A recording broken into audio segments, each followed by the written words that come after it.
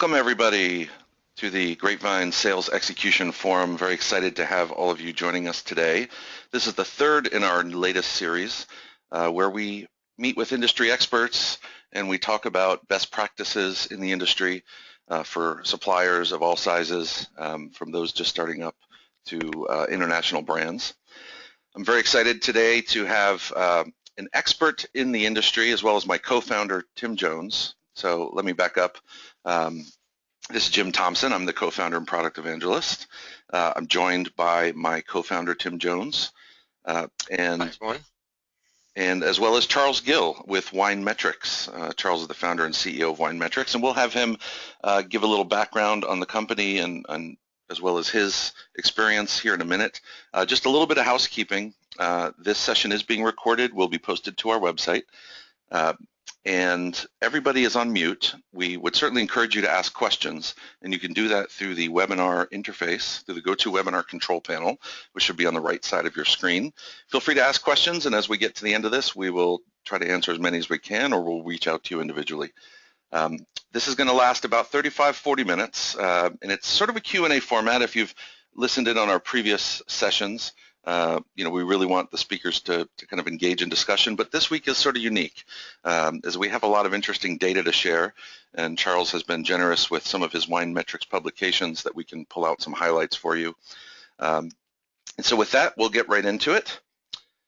Charles, why don't you go ahead and tell us a little bit about yourself and WineMetrics? Certainly. Hello, everyone. WineMetrics was established in 2001 primarily to provide a missing, what I call the missing link of wine sales information, which is the on-premise. Very little information was available then and is available now. And my background has been, I spent my entire career in the wine industry as well as a little bit of time in spirits and craft beer. And what we try to do is provide our clients, primarily distributor and supplier clients, with insights as to what's on wine lists around the country, primarily using national account chain information that we acquire independently and then organize in a database. So most of our clients are our top wine suppliers, but we do have some spirits and a few spirits clients as well. And how often are your publications coming out? We produce several annual reports on the on-premise and fine dining arenas, but we actually do consulting now for individual suppliers with what we call a wine list analysis report, which actually targets an individual competitive set of chains and provides that information. That's great. We'll certainly encourage everyone to go to WineMetrics website and sign up for your newsletter. There's lots of great insights there. And Charles has agreed to...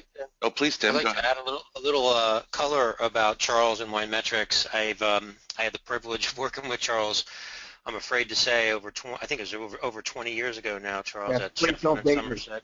I know. But those were the good old days, and Charles is one of the people in the industry that actually started out selling, beverages, wine, spirits, beer on the streets of New York City and to some of the most challenging buyers and challenging environments you can imagine. He's then, gone forward with marketing and brand marketing for major wine brands and companies, as well as now doing this full WineMetrics analysis of the industry and the state of the industry. So it really brings a wealth of great insights to what he does, and we're really glad you're here with us today. I'm going to be doing most of the next 30 minutes listening, but I'll try to add in some value here and there when I can. No, that's great. And we're excited to also say that we'll be adding some of Charles' original content to the GreatVines blog.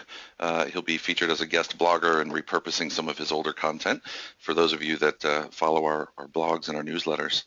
So yes, we're very excited to have you here today. Let's get right into it. We're going to talk about sort of the state of the restaurant business. Obviously, a lot of the data you're going to see during this presentation is very wine-centric, but we will highlight this a little bit later in the call. A lot of these same principles strategically do apply to cocktail menus as well as craft beer tap handles And so we'll give you some examples of that, but bear with us as we're going to talk about varietals and specific on-premise chains. But Charles, why don't you go ahead and comment on sort of the state of the industry? Yeah, I think that everyone who sells to the on-premise realizes how challenging it is. One of the things we've noticed is that it's far more competitive, I think, because the national accounts arena has been challenged by local individual smaller chains and restaurant groups. But there hasn't been a lot of growth in terms of total revenue for the industry, and one of the things we've noticed is that wine lists are getting much smaller. They are actually shrinking in size, which makes it far more difficult to get a placement. This is a graph is just simply a restaurant performance index from last year to this year, and we can see that the trend is continuing to go down. Yep.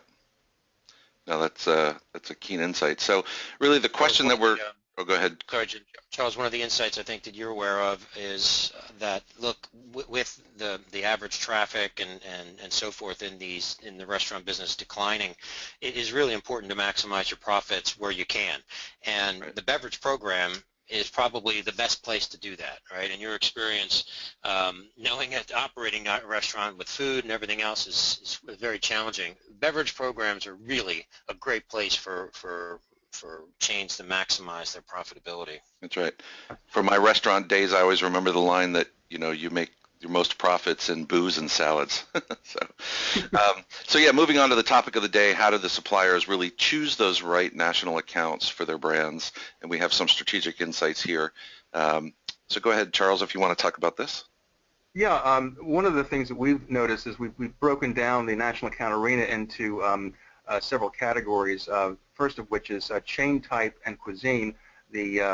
Whether it's a casual, upscale casual, or fine dining chain, and we have specific criteria that we use to make those classifications.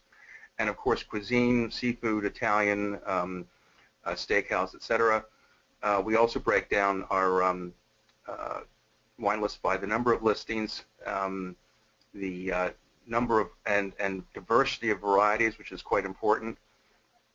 Pricing structure, which works to both by the glass and by the bottle. We accumulate and survey both by the glass and by the bottle wine lists in our survey of basically over 200 chains and restaurant groups. Wine origin by country and region, and then finally brand type, high recognition, emerging, and discovery. The three categories that many marketers use to classify various brands. Well, let me ask you. Go ahead, Tim. I was going to say, so Charles, the way you do your analysis, you're able to kind of find insights into each one of these different attributes of a chain, really, if you will, and each one of these 6 sort of different attributes provide different insights and can reveal different opportunities, I guess, for any brand who's looking to get into distribution or promotion with a chain. Precisely. One thing I should mention is that the chains tend to be, especially the casual chains, tend to be offering a more homogeneous variety of brands and I should say a selection of brands and varieties. It's getting to be somewhat uniform, and I think this is one of the issues with declining wine sales. It could be that we need to, as suppliers, make sure the chains offer enough variety to and diversity to attract wine consumers being probably your highest value customer in a restaurant environment. Right. Well, that's great. And GreatVines, of course, does provides a number of features around focusing on chain accounts, and so a lot of those metrics and attributes you're talking about are the sorts of things that we encourage our customers to focus on. But why don't you go ahead and tell us about the sorts of accounts that you're studying in the industry? Well, primarily all of the major chains you can think of: Olive Garden, Outback Steakhouse. All of those casual dining chains, which is we consider them casual dining. We separate the three categories due to wine list size, and we found that's an excellent criteria for, it's almost, tell me how large a wine list is, and I can pretty much tell you what kind of chain you're talking about. Sure. So it's one of those things that we utilize very effectively to help our supplier clients target appropriate brands for individual chains. Yeah. And of these three dining categories, where are you seeing the most growth? I mean, upscale casual dining seems to be, I think it's the new fine dining. Exactly. We see a lot of growth in that area. I'll just quote one, Firebird's Grill, which is a regional chain, has nearly doubled in size in the last 5 years. What we're seeing in fine dining is somewhat static, and then in casual dining, we're seeing some losses among the very large chains such as Ruby Tuesdays and small, I would say, specialized chains Sure. picking up the slack. Chains like Growler USA and World of Beers, just to mention the two beer-centric Right. chains. Yeah, absolutely. And I would say in beer, the size of their tap list doesn't necessarily indicate dining quality, but there are probably some other metrics there that we can talk about. But yeah, this is interesting, and I think that generationally, right, the appeal of the white tablecloth dining experience is probably shifting to the more, creative, kind of upscale dining experiences, at least in the major metropolitan areas. Yeah, that I think is really might pass with this baby boomer generation. I don't see the other generations cleaving to that more formal dining experience. Right. So it's interesting. It would indicate that things will be more competitive as the 500 wine list restaurants start to whittle away over the next 20 years. You're going to be competing at at smaller lists. So it really indicates the need to be more strategic as you're bringing these brands to market. Indeed. One of the interesting things we have found, though, is that by the glass lists are growing. There seems to be more, with the exception of some of the larger chains that have cut both their by the glass and by the bottle selections. By the glass seems to be the area that is still maintaining its headwinds, its momentum. I think that the by the bottle lists are going to continue to decline, but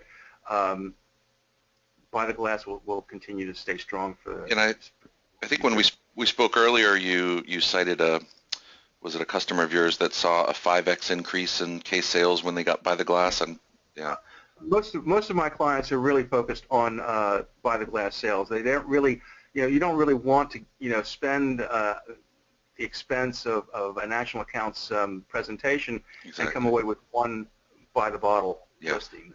There is anywhere from 5 to 20 times the volume in a by the glass listing. I got to be honest with you guys. I can't remember the last time I actually went in for a casual dining experience and ordered a bottle of wine. Right. Even if I know I'm going to have several glasses, I'm still selecting something from the by the glass list. Right. I mean, it makes sense. You're going to have one wine with your appetizer, another wine perhaps with your entree. What a lot of chains are doing is they're offering a 5 and 8 ounce or 6 and 9 ounce size just to accommodate that. Yep. Yeah, I love that. And by the glass is so critical, right, to having success in the chains. But I can tell you how many times I've wasted time, to your point, Charles, presenting to a specific chain, getting either a by the bottle listing, and even wasted money, and then to realize they do so little volume that it was a waste of time. Right. And I think you're right about focus on getting by the glass, promotions is really where you need to be focused. Absolutely. So we have this example from Outback, kind of comparing their by the glass pricing versus their competition. Why don't you tell us a little bit about this? This was a part of this is part of our wine list analysis report that we provide our clients. And this was Outback. We compared Outback to its competitive set, which would be other casual dining steakhouses like Longhorn and several regional chains. And what we see here is that Outback is priced lower by the glass, and its competitive set has a much higher price selection by the glass. And we're not really talking, I think the highest in terms of echelon steakhouse in this particular example is Ted's Montana Grill. So we're not really talking, there are no Ruth Chris's involved here or anything of that nature. This is strictly casual dining, family dining. And what it looks like here to me is that Outback Steakhouse is leaving some money on the table because they haven't really covered the higher price points that they could be selling wine at. And I think especially now that especially with the baby boomers, I think there's a trend towards eating in more casual venues, but they still like to drink good wine. And here I think Outback could be capturing some of that business if they had a higher price and better quality wines. This is a great insight. This is why I don't eat at Outback, I think. If I go, I'd like to have a decent glass of wine. And so if I'm looking for a casual dining steak house, right, to go to with my family, I'm not going to Outback. You don't have a single wine by the glass over $10. Yeah. Wow. Yeah. Right. And there are some. I mean, I would say that the margins are pretty much the same for all of them. I mean, there are some very good chains that really aggressively price their wines to provide a really good value for their customers. But in general, I'm not seeing big disparities in terms of wine list pricing. Yep. And to this point, to put my sales hat on, I would say, look, if I'm a supplier, I see this as an opportunity to talk to Outback about, improving their margins and improving the profitability of their beverage program by offering a higher end wine on their wine by the glass list. And if you had if you're a supplier and you've worked with Charles and you've seen this analysis, you're going to be able to go in and make a very good presentation about why Outback should be pouring a nice Malbec, for $12. And that could be just a sweet spot for you and could be a massive amount of volume if you're able to make that kind of a placement. And it's worth pointing out, I forgot to do this in the beginning, that this data is from 2014, right? So it could be that they might have a $12 Malbec on their menu now. Exactly. When I look at this chart, I have to wonder if they don't have a strategic imperative to have all wines by the glass under $10. So let's talk about wine varieties. This I think is a very informative table. Again, this is from our data. This is somewhat recent. I think this is 2015 or 16 data, and it pretty much takes the entire realm. I don't have this broken down by casual dining. We could. But it shows you exactly how popular certain varieties are, and of course, there's that whole sideways issue about Merlot, but we still see that Merlot is quite popular. It's still 8% of the distribution on wine lists by the glass. Pinot Noir is edging it out. But one of the things I think is important is that we've seen a very some dramatic changes in the last 5 years. Malbec is now the number 10 variety, and I don't have Syrah Shiraz on this list because it's actually at number 18 at this point, and Zinfandel just barely made it. Just made it, yeah. So one of the things you should realize when you're making your presentations is, well, I have this great Zinfandel, but Zinfandel's lost a lot of steam. Meanwhile, a lot of Zinfandel is going into red blends, and red blends now are number 6 in terms of popularity. And when I say red blends, I don't mean Bordeaux blends or Rhone blends. These are strictly non-traditional red blends, the kind of thing like Prisoner and Menage a Trois and some of these others. Yeah, people are, I think along with the white tablecloth, people are, the wine consumer generationally is maybe worried less about varietal and more about just satisfaction from flavor. Do they like what's in the bottle? But so the nobility of growing an old world Zinfandel or something. Anyway, okay, so so now we talk about how that does create opportunities, and we mentioned Malbec. I think there's a lot of interesting insight here. And I think it's still, they might have one on the list by now, but this was fairly recently in early 2016, I think. and there was still no Malbec on the Outback Steakhouse list, which I find, mind-boggling. I know it's supposed to have this Australian theme, but there are actually American-made Malbecs. Their wine list is primarily U.S. and Australian. Right. Actually, Australia provides very little of Outback's list these days, and there is no Prosecco. And I guess maybe there's a philosophical issue with having an Italian sparkling wine on their list, but they're missing out big time. Sure. Not having these items. And they really are. And before our kind of craft spirits and beer folks on the in the webinar tune out, I mean, don't these same concepts of style distribution, you could really substitute IPAs versus lagers and stouts in the same sort of thing. You could look at division of craft cocktail versus traditional cocktails. Yes, actually, we do accumulate some of that information, and it's in our drinks report that we publish on a yearly basis. But yeah, I would say that all of those varieties, and I think one of the interesting things, and this is a trend that's happened in just a couple of years, is the variety of beers on most in most accounts now, most chains, exceeds the varieties of wine. Right. If you take each of these, like brown lager and IPA and double IPA as individual varieties, there are far more of those on the average beer list than there are wine varieties on the wine list.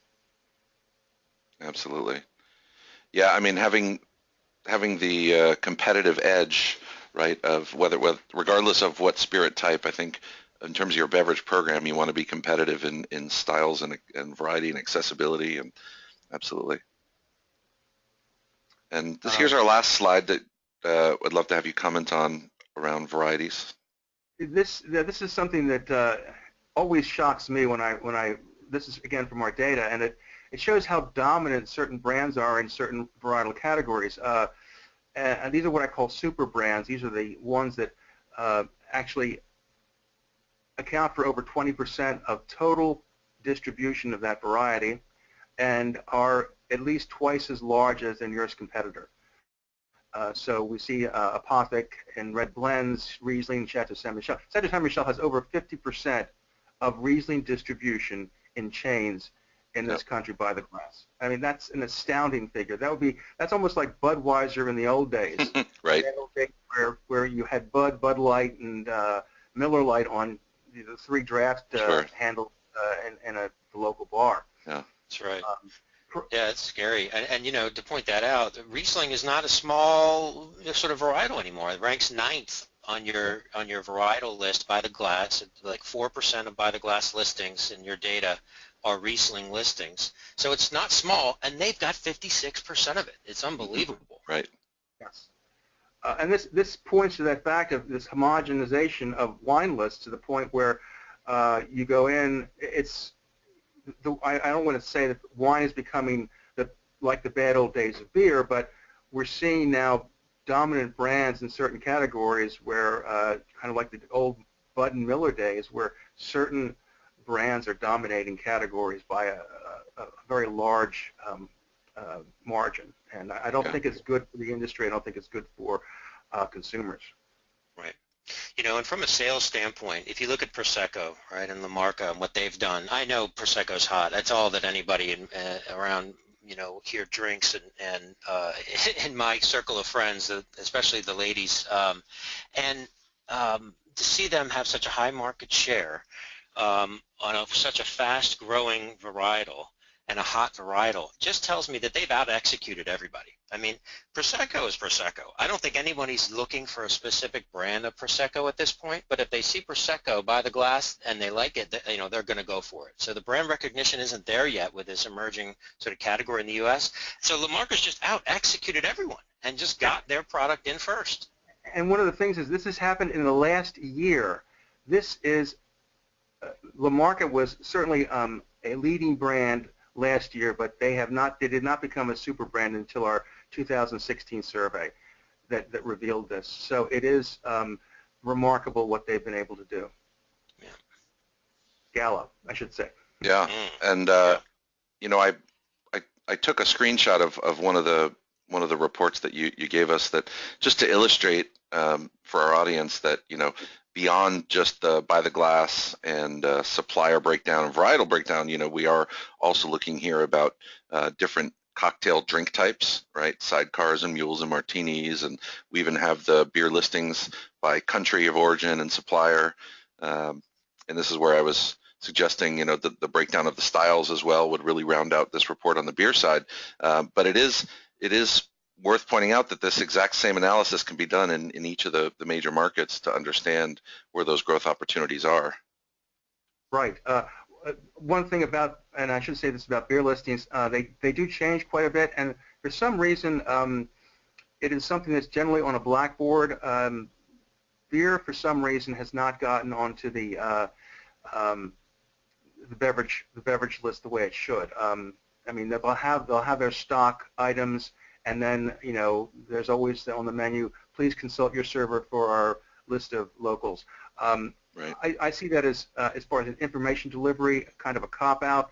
I think if you want to look at an example of someone who's doing it right, Growler USA, they change their list almost on a weekly basis, and Sure. they have their list posted.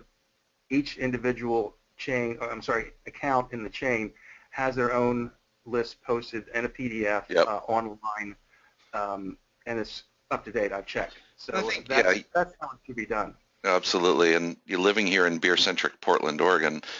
We have a number of establishments, both independent and chain, that take their beer list very seriously. And given that we've got so many local producers and others coming into the market, Nothing drives me more crazy than going out and sitting down at a table and asking, for what kind of beer is on the tap, and they recite a list of 12, 15 things that I have trouble keeping up. Yes. And that kind of visibility of what you're promoting is absolutely critical. And if a supplier is able to, let's say I'm a new beer supplier and I've just got a handle put in with a restaurant chain, I'm going to do everything I can to make sure that when people sit down, they know that my beer is there and available for to get it on draft. Sure. And if you don't, you're just not executing well. And speaking about executing, Jim, I would point out here, and it looks like as you get in this next slide, the suppliers that are executing the best are the ones that are winning, right? I say this all the time, in that the quality of the wine has a minimal impact on the success that you will have, especially in the chains. I really believe that. And the fact that Gallo does things with La Marca that are that impressive is because they have an extremely well-oiled machine between their own internal supplier sales reps as well as their distributor to go out and execute.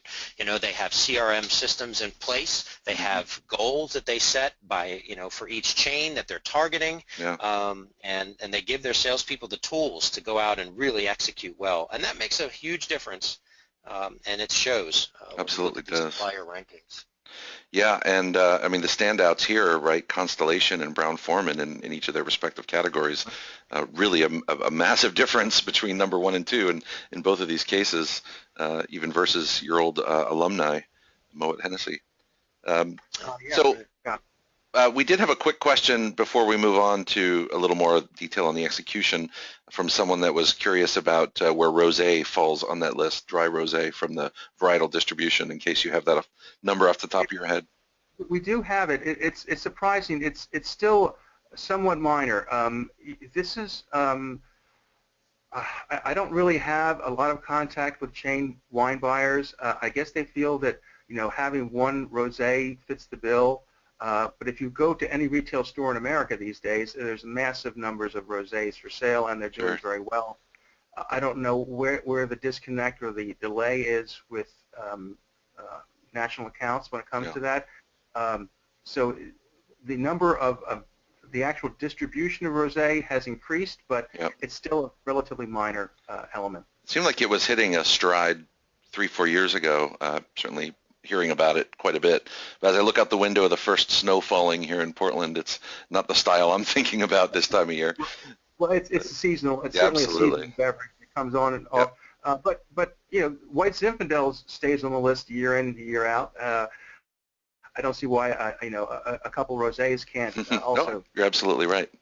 Well, people love sweet regardless of the time of year, right? True. So how do we make this information actionable for a sales team? And Tim, I'm sure you've got lots of ideas. Why don't you go ahead and take this? I do. As I was saying, I think the companies that execute the best in the field are the ones that have success. And so when you are out executing as a sales company, whether it be a supplier or distributor, you have to know what's important for the buyers. And as Charles pointed out, that there is some declining traffic in the on-premise. So you really need to talk to your buyers about making that up with getting higher profit from each customer and through the beverage program in particular. It's the easiest place to make it up. So, if you walk in educated about what your buyers are looking for, you're going to have a better chance of success. So, really, it's about finding ways for chains to make more money. It needs to be part of your messaging and part of your sales presentation. Yeah, I know a number of sales reps will include, margin calculators when they're having these presentations, and to be able to present to them, this is how much you're going to make every time you sell this glass.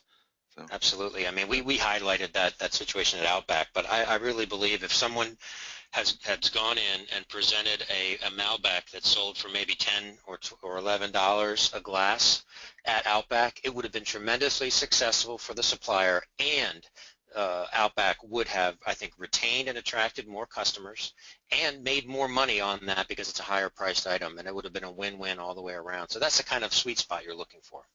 Absolutely. Charles, you had an insight about chilies that we spoke about yesterday. Would you mind sharing that? Yeah. One of the things that I'm noticing is that, chilies obviously, we actually don't even include chilies because it's below our threshold. It has less than 9 unique wines. Right. But I do know the chain because we do capture their drink information. Right. What I'm seeing is a I don't want to call it dumbing down. That's the wrong term. But again, going back to the homogenization, we're seeing brands that I saw only at the lower end of casual dining making their way onto fine and actually upscale casual wine lists. And I'm concerned about that simply because if I'm looking at something that's on the end cap of every store in America, I don't think I should be spending $9 a glass for that in a Ruth's Chris or P.F. Chang's, and that's right. I think one of the issues that we as smaller suppliers should be focusing on and pushing that diversity, varietal diversity and brand diversity into these chains to attract those high-value wine customers. Absolutely. I agree, Charles. I think that if you take a page out of the independent restaurateurs and sommeliers book, they are often featuring wines that people aren't very familiar with. Maybe they're familiar with the varietal or the region, but they don't know the name of that specific producer. And because of that, they're interested in it, right? It's an experience that they can get excited about trying something new, but also it gives the restaurateur the opportunity to make a decent margin on it without feeling like, without the customer feeling like they're getting ripped off. And I think that maybe the chains may start to go in that direction more and more, but I think it's an opportunity for the smaller guys for sure. So along the lines of, and before I move on, just a reminder for everyone in the room, if you have any questions, please submit them, and we'll be talking about those in a few minutes. But I want to look at this slide around execution, which I know is the theme we keep coming back to. And Tim, I'll maybe ask you, we've talked about how to target, and obviously engaging is a matter of just getting in front of the buyers. But when we talk about creating objectives, which is also a module within GreatVines, and we talk about finding opportunities to get a product where we believe there's an opportunity based on the data. Maybe give us an example of a menu or promotion that we would target and build as a goal or an objective for our business.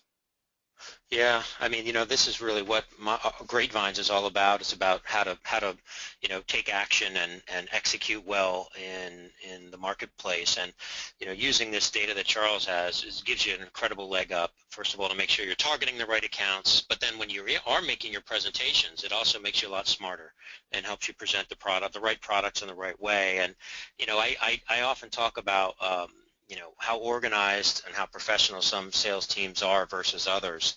And I joke, and Charles will laugh at this, when I worked for Sheffield and Somerset and was working in the on-premise in New York City, and I'd ride up in the elevator with our CEO, John Esposito, he would often ask questions like, what's the, I see this new chain, happening, what are we doing, or what's going on in there?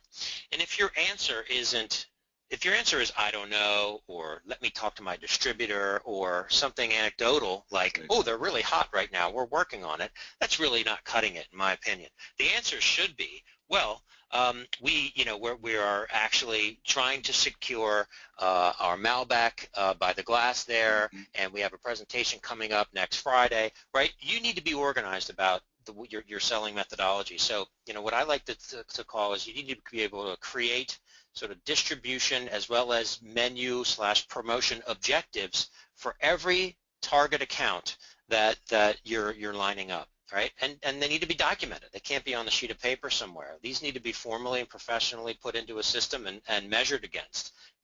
Your sales rep should have goals to achieve the distribution or the promotion in that chain, and if they do hit it, they get a bonus, right? Yeah. And then you need to monitor it and report on it and measure it, right? So Absolutely. How many objectives do we have open, at the start of the year, and what are our MBOs, or whatever you want to call them, and how many have we achieved, right? And rate your performance against that. Absolutely. And really challenge your people to get out and execute.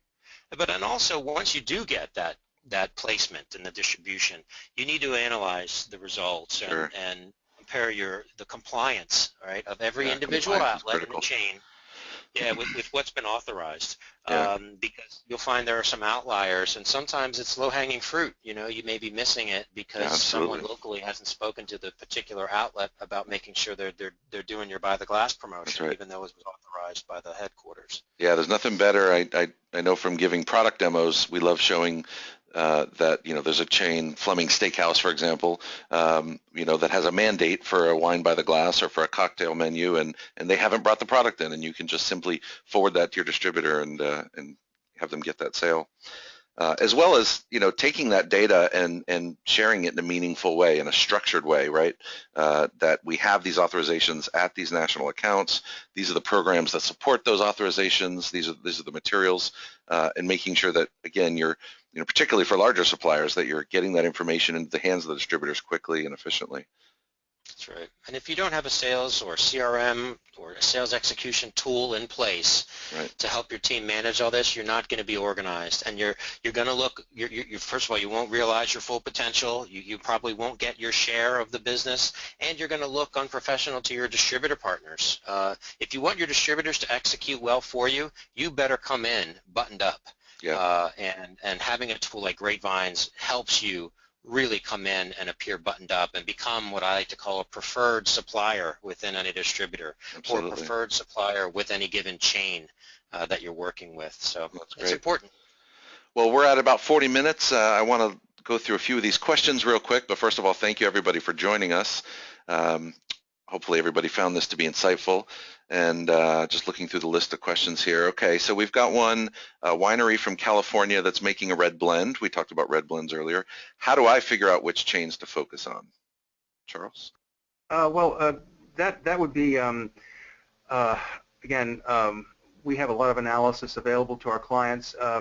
Red blends are pretty universal at this point. In fact, I see red blends now kind of reaching in the casual dining, reaching that threshold of going from 1 to 2 listings, which is pretty much where Sauvignon Blanc and Pinot Grigio are. They're not quite at the level of Chardonnay and Cabernet Sauvignon, but certainly any list over 20 items by the glass, which is pretty much the norm, you can probably push for an additional red blend.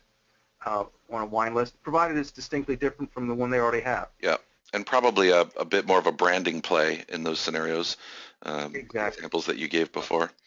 And it sounds like, look, if you're looking at the universe of chains and even regular independent restaurants that are out there and they're not featuring a red blend by the glass, and they're missing an opportunity. So that's the first thing. But obviously, Charles, it could come to you to find out exactly which chains aren't. Well, that's actually one of our other questions is we had a few folks ask about how they can get access to this information. Is there a cost? Is it free? And obviously, we actually have we have a gradual, a scalable system that we either sell these reports individually, or we have a consulting arrangement with some of our larger supplier clients where we do it on just simply a stipend on a quarterly basis, provides them with X amount of information from us. We sometimes packaged our both our annual reports and our individual reports, individual chain reports in packages, custom designed to the size and budget of our supplier clients. So if a wine or spirit supplier is doing 2,000 cases, should they reach out to you and look at how this data? 2,000 cases nationwide? Probably not, but 2,000 cases in the specific market, certainly. Sure. And then here's a question for you, Tim. So how much money should we plan to spend on top of discounting to penetrate a chain? Oh, good Lord. That is the $1 million question. In fact, it could be $1 million. Some of these chains operate in ways which make it very difficult to do business with them, and they have agencies involved that help them sort of put out RFPs to suppliers to help pick brands that they're gonna sell, and they're looking for support. They see it as an image building opportunity to have distribution in their account. So it can get very expensive with different types of promotions where legal, of course. So it depends on the chain. It could range from, hey, you've got the right product at the right time at the right price, and we're going to go with you, and all you're really doing is maybe supporting a buy-the-glass price for all of your wholesalers to make sure that they're getting the product to the outlets in every market at the right, consistent price point. So there should be some dollars budgeted there. But in terms of additional promotions for menu printing or whatever, I think that certain chains could take you to the bank there, and you have to experience that on your own, I'm afraid. Well, on that note, I think we'll wrap up. This is great. Thank you, Charles. Thank you, Tim. This has been a wonderful discussion. And would certainly encourage those of you listening, if you found this useful, we have two other recordings that you can watch, part 1 and part 2 of this series that you can find on our website, GreatVines.com, and along with a number of other webinars that go more in depth into technology and strategy and sales execution. On behalf of the team at GreatVines and WineMetrics, I want to thank you all again for joining us, and have a great holiday. Thanks, everybody. Thank you.